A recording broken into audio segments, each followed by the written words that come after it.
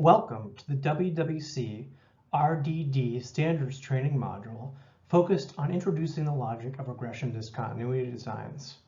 If you have not done so already, please view the introduction module before viewing this module.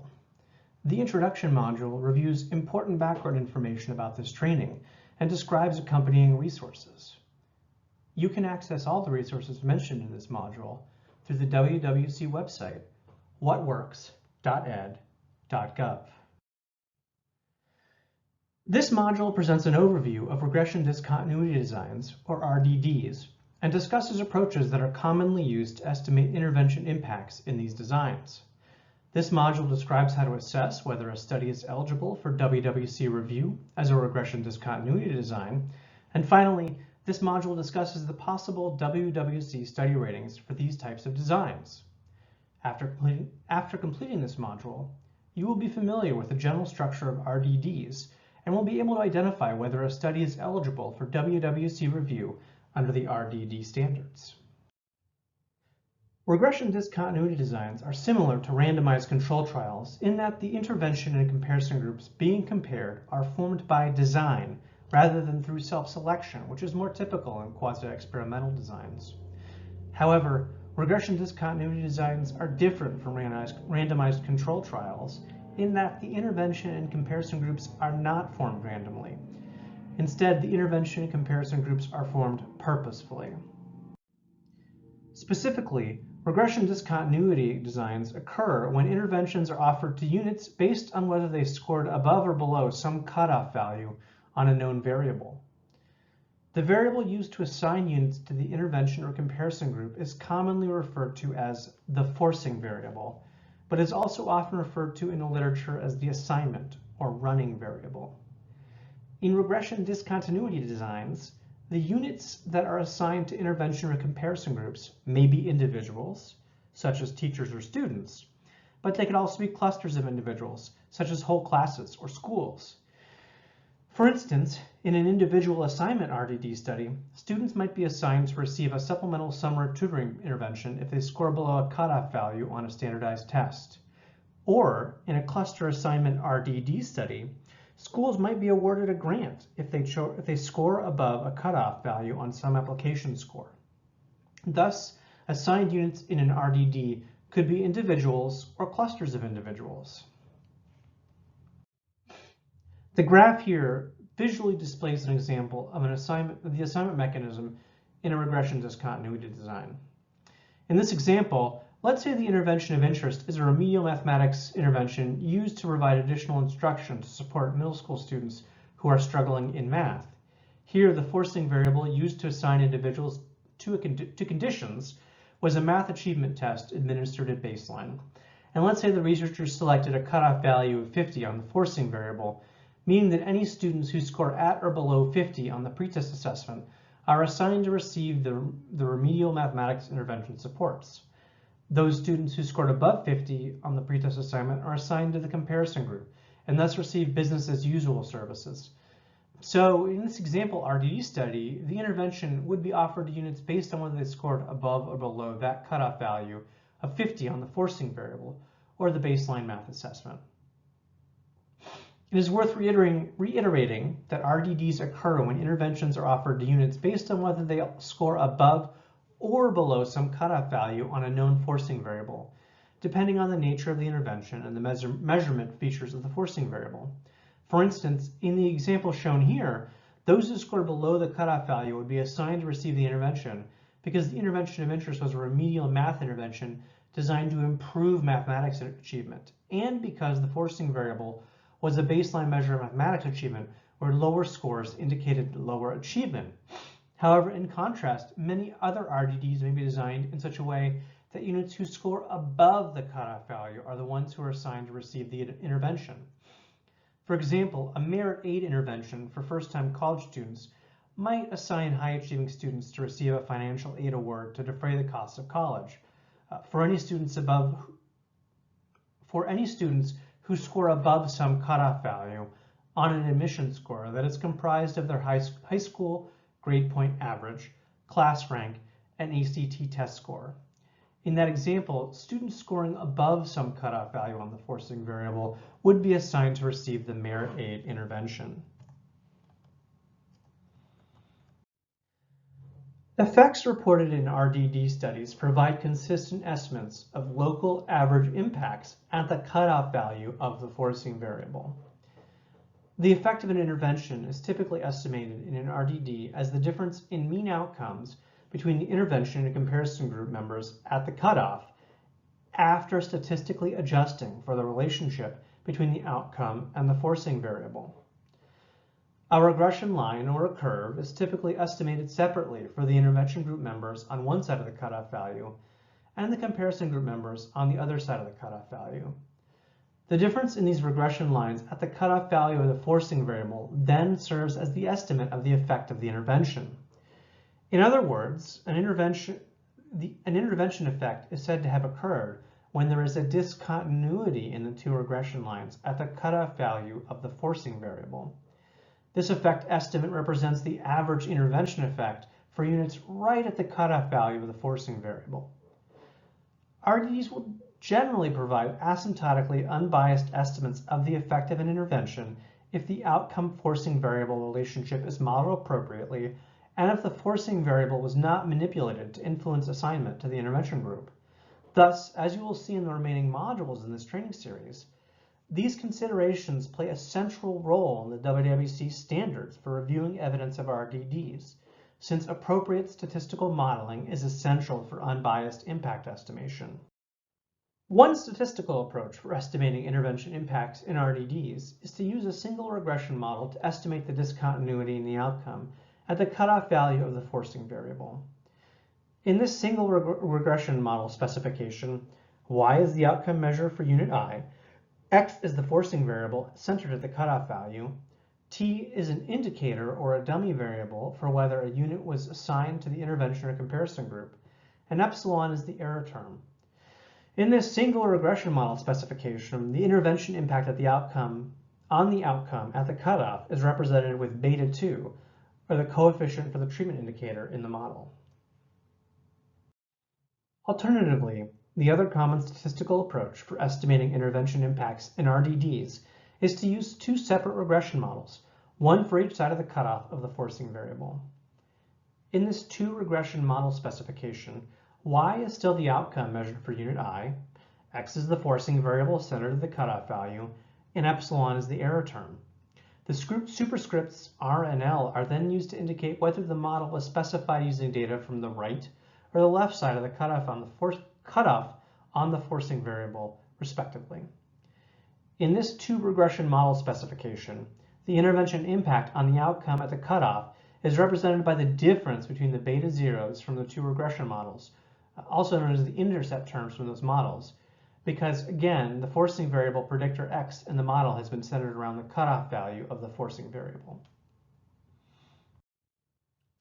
Given the critical importance of modeling specification to ensure unbiased impact estimation in RDDs, researchers will often restrict their analytic sample to units within a narrow range of the forcing variable values right around the cutoff. And this restriction is called the bandwidth. For example, in the graph shown here, the researchers may have estimated the intervention impact only using data within a bandwidth of 10 points around the cutoff value of 50. That means that the model or models used for impact estimation would only use data from the intervention group participants with pretest scores ranging from 45 to 50 and comparison group participants with scores ranging from 50 to 55. The goal of using these types of local regression modeling approaches is to better ensure that the outcome forcing variable relationship right at the cutoff is modeled appropriately.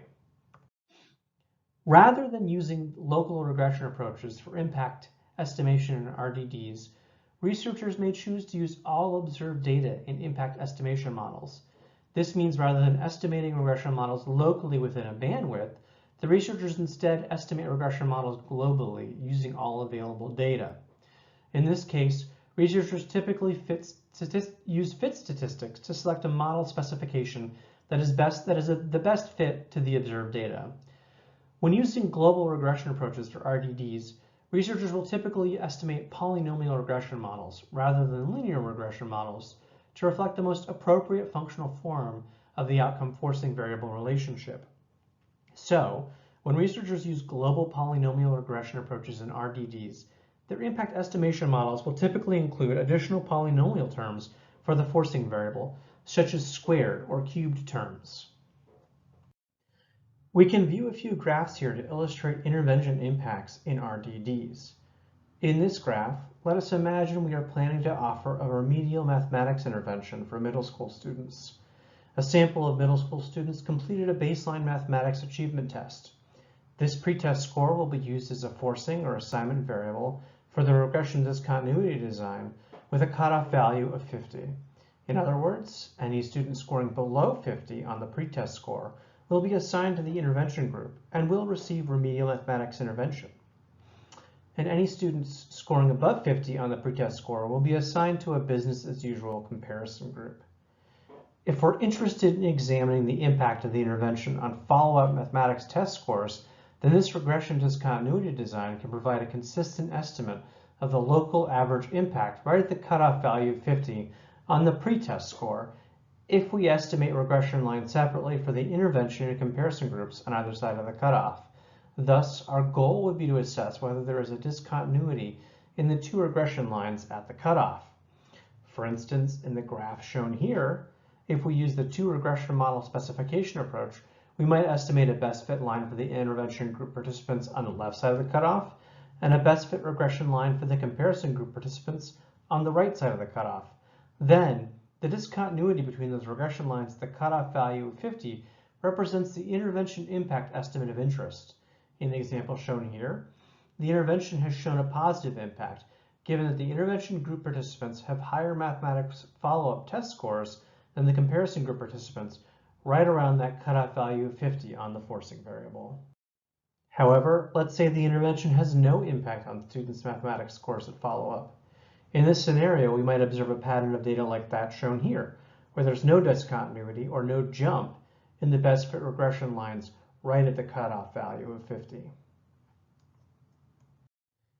The previous graphical examples assume that the best fit regression lines were linear or straight line regression models. However, remember that researchers will often fit polynomial regressions to ensure that nonlinearities in the outcome forcing variable relationship are appropriately modeled. In the example shown here, the researchers may have estimated a polynomial regression on either side of the cutoff, but still now found no evidence of an impact or no evidence of a discontinuity in the best fit regression lines right at the cutoff value of the forcing variable. Once again, it's common for researchers using an RDD to only estimate best fit regression lines on either side of the cutoff value using a subset of forcing variable values that fall inside of a specified range. Again, that range is called the bandwidth. This graph shows an example where the researchers may have estimated a local linear regressions within a bandwidth, but still found no evidence of an intervention impact right at the cutoff value of the forcing variable. Now that you are familiar with the general approach used in RDDs, it's time for us to discuss the WWC's eligibility requirements for reviewing evidence from studies using these types of designs. For a study to be eligible for review under the WWC RDD standards, the study must meet 4 requirements. The first requirement is that treatment assignments must be based on a numerical forcing variable, such that units with forcing variable scores on one side of the cutoff are assigned to the intervention group, and those on the other side of the cutoff are assigned to the comparison group. RDD studies that use multiple forcing variables or multiple cutoffs with the same sample are eligible for review under the WWC RDD standards only if they use a method described in the literature for reducing those variables to a single forcing variable, or if they analyze each forcing variable separately. As with randomized controlled trial designs, non-compliance with treatment assignment is permitted within RDDs.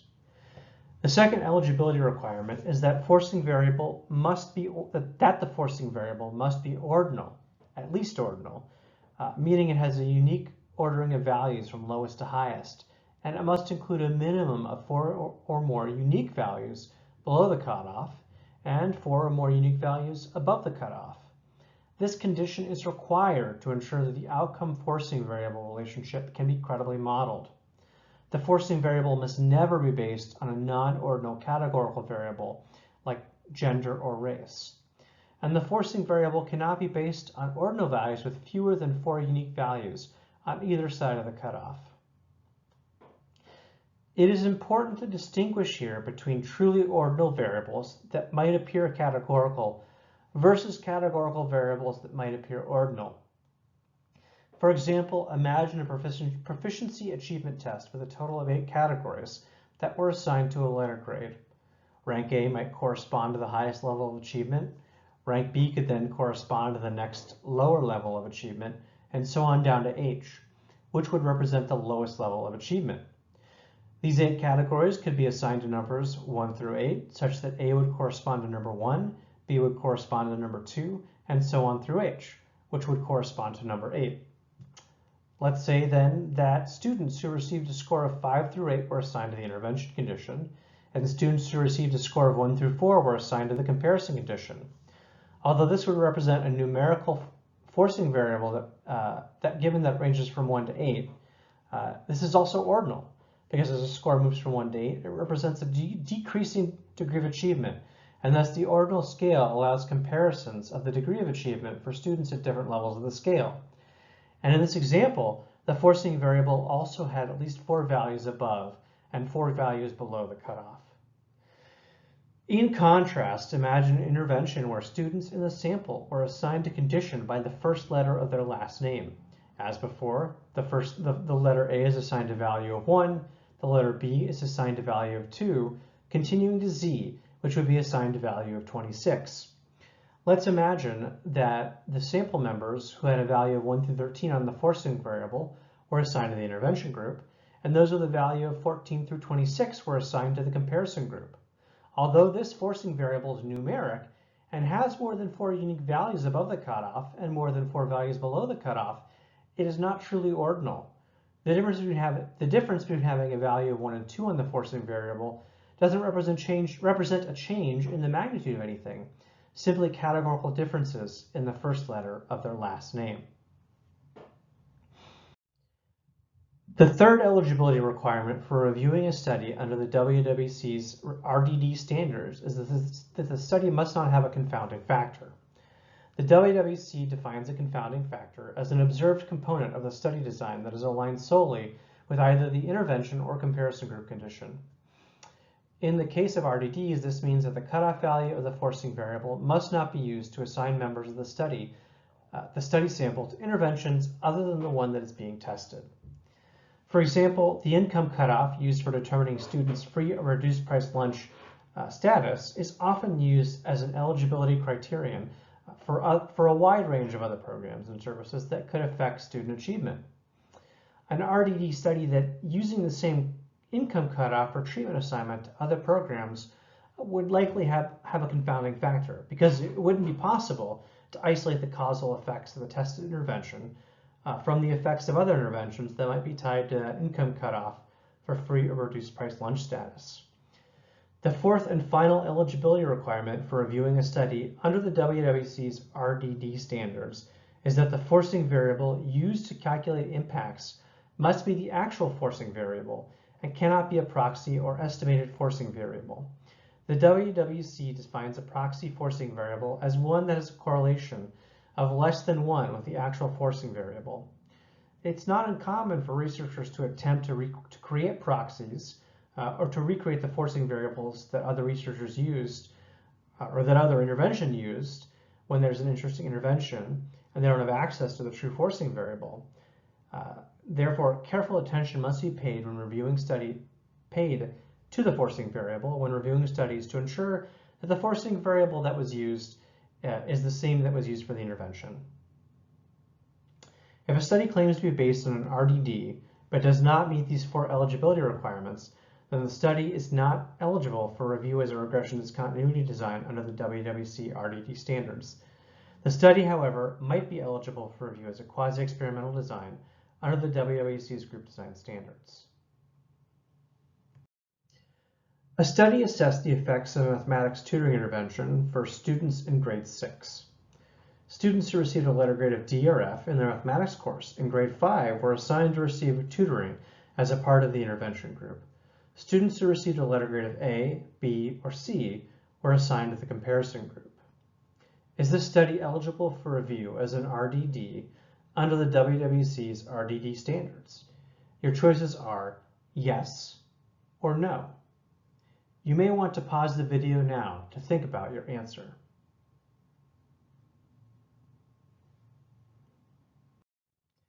The correct answer is B. To be eligible for review as a regression discontinuity design under the WWC RDD standards, units must be assigned to conditions using a numerical forcing variable that is ordinal and includes at least 4 unique values both above and below the cutoff. A 5-category letter grade does not have at least 4 unique values on both sides of the cutoff. Therefore, this study would not be eligible for review as a regression discontinuity design under the WWC RDD standards. It's important to remember the concept we discussed earlier. Assigning students to conditions according to letter grade is acceptable as an ordinal forcing variable, so long as it is represented by a number in the analysis and the forcing variable value has 4 unique values above and below the cutoff. In this example, the ordinal forcing variable of the letter grade did not have at least 4 unique values on both sides of the cutoff. However, a continuous GPA that scaled from 0 to 4 could potentially have many more than 4 unique values above and below any given cutoff. Time for your second knowledge check. College students were assigned to receive comprehensive academic advising services using a cutoff on family income, at the same cutoff used to determine Pell Grant eligibility. Students above the cutoff score received traditional academic advising services, and those scoring below the cutoff received comprehensive academic advising services. Is this study eligible for review as a regression discontinuity design under the WWC RDD standards? Your choices are A, yes, or B, no. You may want to pause the video now to think about your answer.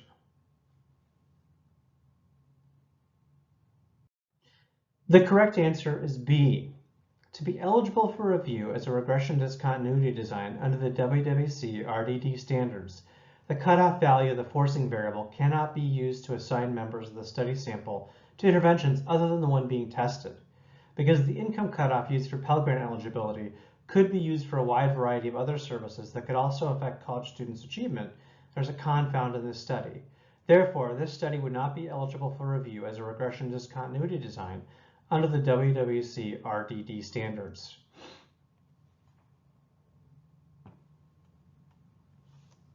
All right, on to the third knowledge check. Students were assigned to a reading intervention using a composite reading achievement test score. The authors did not have access to the composite test score, but did have access to all subscores and knew which students were in the intervention and comparison groups.